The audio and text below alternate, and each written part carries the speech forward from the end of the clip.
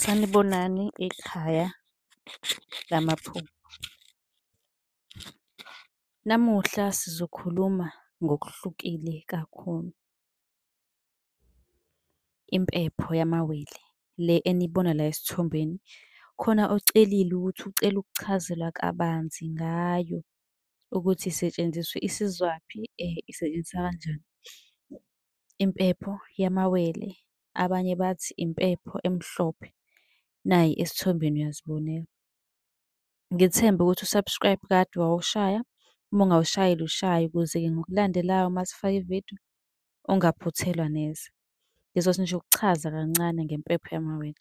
Impepho yamawele ibaluleke kakhulu kubantu-ke abazalwa bembethe. Ngobani na? Ngoba iyashesha ukuxhumanisa nabantu abadala, noma izimpendulo osuke uyifuna zisheshe zifike, zifinyelele uma usebenzisa yona.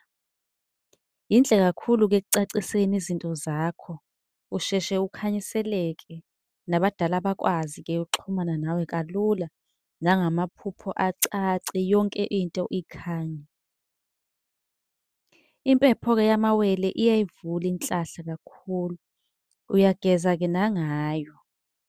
Uyakwazi-ke nokuyifaka ngaphansi komncamelo, kuzokhanya amaphupho kulaba-ke abathi-ke bayawakhohlwa, nalaba abathi-ke abasaphuphi. Nayo le mpepho uyakwazi ukuthi uyisebenzise kubuye amaphupho, ucaciseleke ukuthi uma uphupha into ecacile.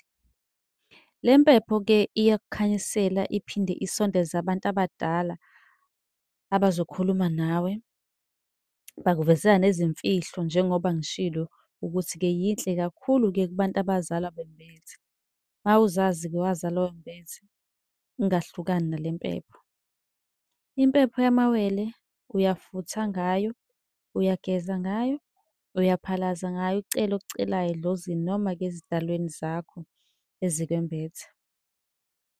Okokugcina nokubalulekile,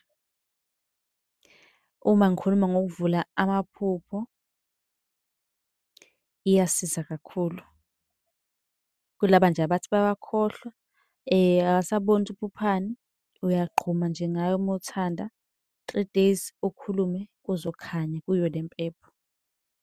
Ngibonge kakhulu kulaba-ke abakwazile ukulalela beze beyiqede yonke ividiyo. Bengicela ukuthi ni-subscribe, ningibhalele lapha ku-TikTok, nicele inombolo ka-WhatsApp, nibuze amaphupho. Ngibonge ithuba lokungilalela, nisale kahle.